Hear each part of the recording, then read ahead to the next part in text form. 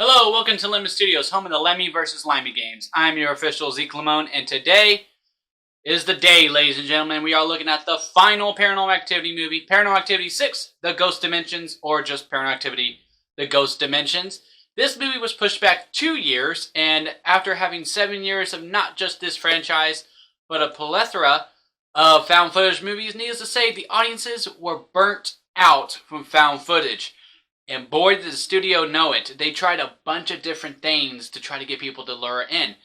There was the shtick of going, hey, now you will see the activity. And it will also be in 3D. A found footage movie in 3D using a lot of CGI to see the ghost. Did these gimmicks pay off in the end? Well, let's find out and see where it lands on the lemon scale. We kick off with the previously on Paranormal Activity 3, and wait! Okay, it says Santa Rosa, California. I'm sorry, this is the ending of Paranormal Activity 3. This is where they go to Grandma Lois's house, correct? Which is in Moore Park, California. Santa Rosa is where the original house was in Paranormal Activity 3. Did the writers even watch Paranormal Activity 3? We then see Katie and Christy go upstairs to see who are they going to meet, and wow. Okay, yeah. Look, these girls, they still look the same in facial features and all that, but they have grown up quite a bit. You can tell. You can tell there was previously recorded footage of Paranormal Activity 3, and the girls are younger. Hey, that's fine. You can use it's yours. It's whatever. But when they cut to what they are actually filming, you can tell they're taller, they're more mature, and I think the writers also knew that, or the director did, I should say. The director knew that as well, which is why they just kept them quiet and saying and having them nod their heads like this, because later when we do hear them actually talk, their voices are much more mature, if you will. And yeah, this is just a case of you didn't know what you were doing. There was no set plan. Well, there was a set plan, but then y'all kept going. So, another Limey. We are then introduced to a new character, Kent. And what? It was very well established that Grandma Lois was the cult leader. I mean, this ritual happened in her house. Hell, the Marked Ones rituals happen at her house. She's the one who recruits them. And the Marked Ones as well. It's like, in the picture, it's Lois, whoever the other evil chick was, and Jesse's mom. Like, come on! She's been the one behind the strings here. Now, all of a sudden, there's Kent, and he's the actual leader? Come on, man. He talks to them about what's going to happen in the previous movies, and that there is another little girl out there that they are waiting on. I swear, these writers, these creators of this movie did not watch the previous movies at all. Because what was the whole point of the First Sons thing? That they made a big deal about from 2 to 5. It was all about first male borns, first male borns, first male borns. Now all of a sudden, oh, there's another little girl that we're waiting on. We jump forward to when this movie was supposed to release in 2013. We meet the girl that Toby has been waiting on, and that is Leela. And in the nicest house that we have ever seen in all Paranormal Activity, we meet our cast of characters. There's Mom and Dad, Ryan and Emily. There's Ryan's brother, Mike, who just got a relationship and who's going to be staying with him for a couple weeks. And then there's Skylar. I think she's a sister. Because, she's coming here, for a yoga class or something like that, and she misses them. So she's a sister, I think. Anyways, it's Christmas time and the boys are setting up decorations until they find the paranormal camera. Yep, this monster of a camera that can film ghosts. Ryan takes the camera later and he sees something that gives an underwater feel type when he walks through it. And then when he investigates the camera and tries to find it the next day, he can't. But he does realize that most cameras have 3 picture tubes, while that bad boy has 6, and also has multiple focus lenses, and also one he cannot recall why it's there. Layla now has a new imaginary friend that we can now partially see. It's Toby. We all know it's Toby. And then they find the tapes from Paranormal Activity 3. Man, y'all remember how good that movie was? Like, there was an impact throughout the whole entire film at least. At least something was going on. There's been nothing really happening in this movie. While they are watching something better than this movie, we see that Christy is explaining a room. And then as we hear more details about it, we see that she sees Layla's room. And this is one of the most creepiest moments of not just this movie, the whole entire Paranormal Activity franchise. Like, this is 1988, and she is seeing stuff from 2013. It's really good stuff, really builds tension, and really draws you in. We get our typical walk around the house because you heard a noise scene, and this one does absolutely nothing for me. Look, in all the other movies, even the marked ones, I still had some kind of unease when, they hear a noise and then they go look. This one does nothing, like I said before, because, again, I can see what the activity is. I see Toby's little mist or whatever, and then, he moves into another room. It's like, okay, so something's going to happen. A chair's going to move or something. Then he's going to pop out. It does nothing for me, guys. Sorry, gotta give another Limey. Skylar gives us a big exposition dump on spirit photography. And while they're in the kitchen talking about it, Mike is trying to hit Skylar up. And, okay, you know what? Maybe Skylar's a friend, not a sister. Because I don't think Mike would be trying to hit on her if she was a sibling-in-law. And definitely not a sibling in general. So maybe she's a friend. Because at least she knows the couple long enough to actually stay there. But wouldn't Mike meet her if she knew? I don't know. They haven't really explained Skylar yet. I'm pretty sure they will, though. Anyway, Skylar and Mike are on babysitting duty, and when Skylar sends Mike in to go get some wine, she feels a disturbance in the Force. Huh. Maybe she's a Jedi after all. And when she sees a shadow in the pool, it goes into the mini forest, and Mike and Skylar go into the mini forest to go check it out, and this is where they find a Layla who has been up late. The next day, they find out that she buried a cross, because, that's a creepy thing to do.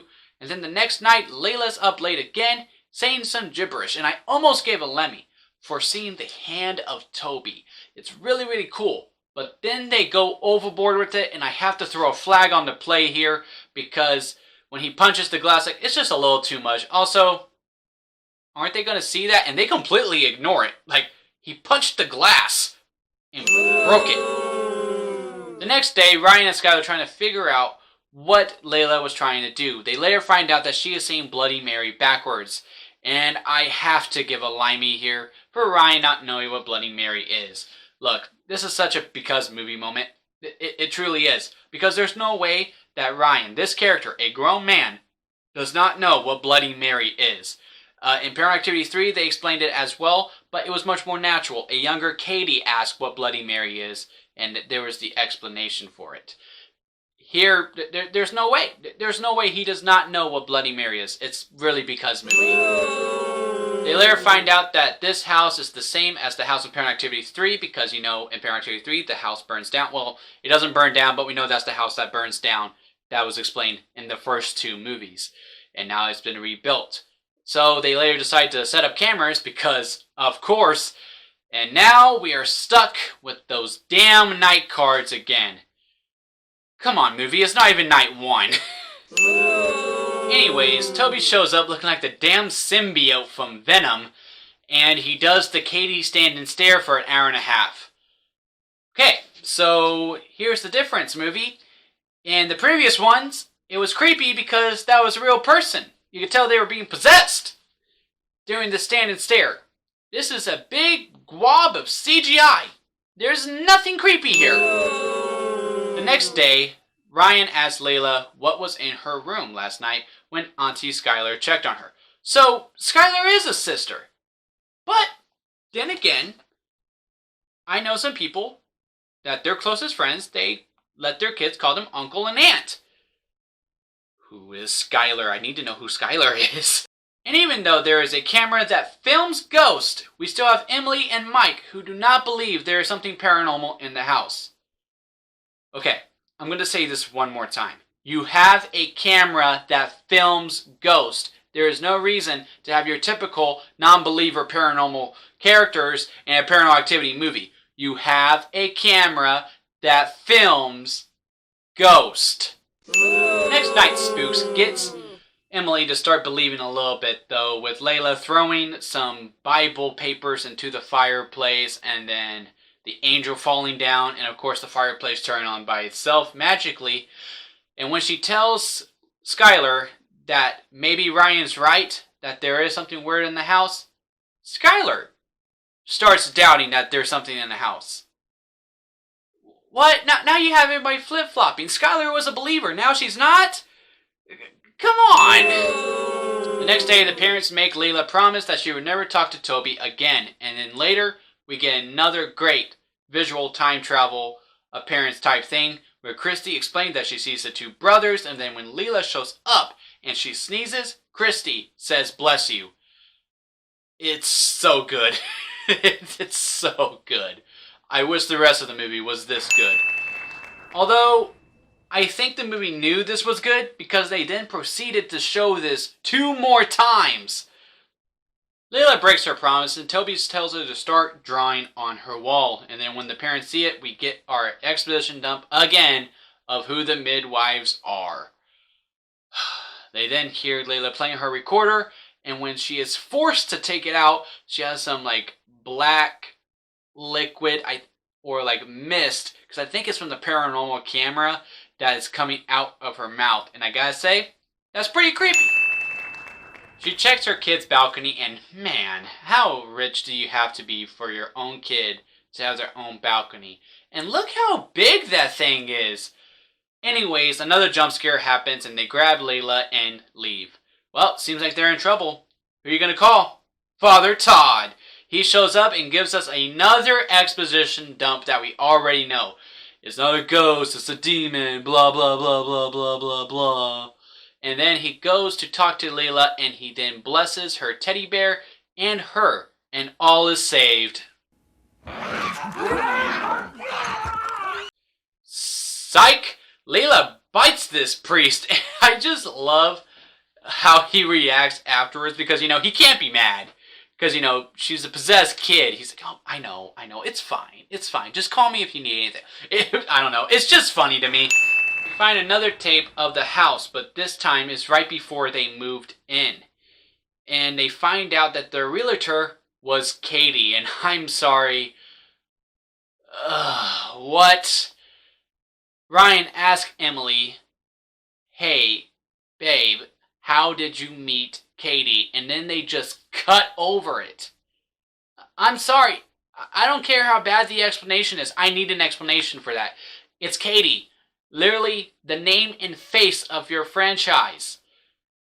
I need to know what happened to her. I need to know what she's doing, how she is part of this overall storyline.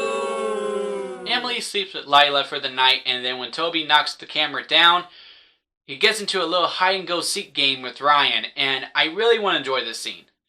Because it's not just Ryan that he's playing hide-and-go-seek with, he's also playing with Mike.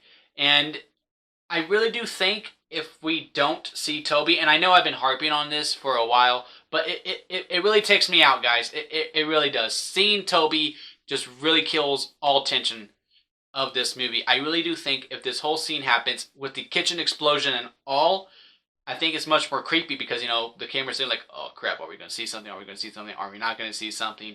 I know we've been dealing with this for 6 movies now, and I guess it's kind of redundant, so I don't blame them for going this route. To me, personally, it just didn't work. Maybe to some it did, because there are some fans of this movie, and I appreciate that, but to me, it just doesn't work. There's no tension in this scene whatsoever, and it's honestly just kind of silly. We find out that Hunter and Layla have the same exact birthday, and that the cops have been looking for Katie ever since she killed Mika, her sister, her sister's husband, and who else at this point. And when the portal opens, this causes the lights to go out, and when they finally find Layla, they finally decide to just leave. For the first time ever, a family actually decides, you know what? Let's not stay in the house. Let's actually go to a hotel room. Skylar and Mike go to get some supplies, and we get another exposition dump. But this time we are adding lore to Toby. And this is the final movie. We don't need to add more lore. Anyways, it seems like Layla can teleport now, just like Jesse. And this is where Father Todd returns, and now it's time for an extermination. Alright, we made it to the finale, where paranormal activity is at its best. Toby runs into the circle for extermination, and oh my god. Wow, that is... well, that's just awful. Todd is now dead, and it's now up to our heroes to finish the ritual. It does not work, because Skylar pukes out some acid type things, and that's how she dies, and the acid that she pukes out is how Mike dies. And now Layla runs off to the portal, and Ryan and Emily are on the run. And then Ryan dies. He gets stabbed through Toby's arm, I think. And I'm not going to give another Limey for the CGI. I already gave a Limey for it earlier with the extermination part. But I'm giving a Limey for Ryan dying. I'm sorry, this was his movie. You need to follow the narrative. The narrative of this movie is that Ryan was the one who's been the believer this whole time. He's the one who's been really trying to stop it the whole time. He should be the one to finish it off. Katie lives. In the end, she was the only believer. She was the only one that really wanted it to end. Sure, it didn't end the way that she wanted to, but it still ended.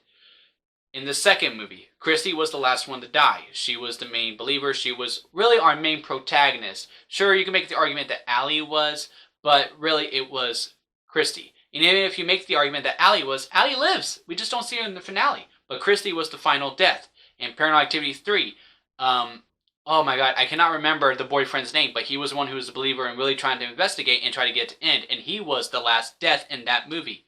Paranormal Activity 4, Alex. Last death in the movie. Paranormal Activity 5, the marked ones. Sure, Jesse was our main protagonist, but he's the one who gets possessed. But our secondary was Hector, and he was the last one to die. That's following the narrative. Paranormal Activity 6, the ghost dimension. This was Ryan's movie. Sure, Emily steps up and really becomes a better character in the middle, but Ryan was our boy throughout the whole entire time. Emily shouldn't finish this movie. It should have been Emily that got stabbed, not Ryan. So align me for that. Emily sees the portal and time travels to Paranormal Activity 3. She sees young Katie and Christy, well, teenage Katie and Christy, in a fairly good jump scare. I would give a Lemmy for it, but I already gave a Lemmy for it in Paranormal Activity 3, so no Lemmy here. Katie and Christy say that she's too late, that Toby is now human, and he is, as the movie ends with us only seeing Toby's legs, killing Emily, and then walking away with Leela. So, you guys are just going to forget about your main character this whole entire time, which was grown-up Katie. She's not going to make an appearance once. Paranormal Activity was a franchise that started out as a slow burn with some realism despite the paranormal elements that turned into your typical horror movie with a bunch of jump scares.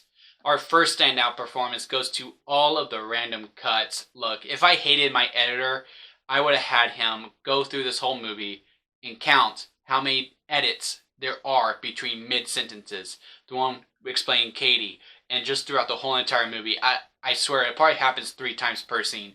But Draven, I love you. I'm not going to have you do that. So, 5 points to me. Our second standout performance goes to basically the god-awful story this is. Awful parenting and awful kid, I guess. Because the parents, they know something weird's happening. And they're using Layla as pretty much a science experiment. So, yeah, I saw something in your room. What was going on? Just try to talk to her.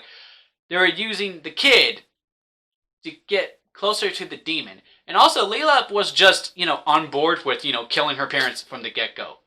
She gets her and goes, oh, okay, yeah, I'll draw those lines, yeah. He's going to take me away, Mommy. She was just fine with it. And, she chopped at the bit to go through that portal. There was no shift of, her being difficult with the decision whatsoever. At least in Paranormal Activity 4, Hunter has some struggle with it. No, I don't want to kill my parents. And Katie had to come and be like, look, it's your time, man. Just one scene like that, I would have been completely okay with Layla turning evil. But no, she was just like, oh, you want me to be evil? All right, I'm in. And our final standout goes to the age-old question. Who the fuck is Skylar? She is one of the main characters in this movie, and she is literally just there. I don't know if she's a friend. I don't know if she is a sister. I don't know who she is at all. There was no explanation whatsoever. And in Paranormal Activity movies, there usually is. So, yeah. So this is how the lemon scale works. If I did not like the movie, it's a sour lemon. If I didn't like it, but hey, there's some good elements, it's an expired store-bought lemonade. If I liked it, but there's not a lot going on for it, it is a store-bought lemonade.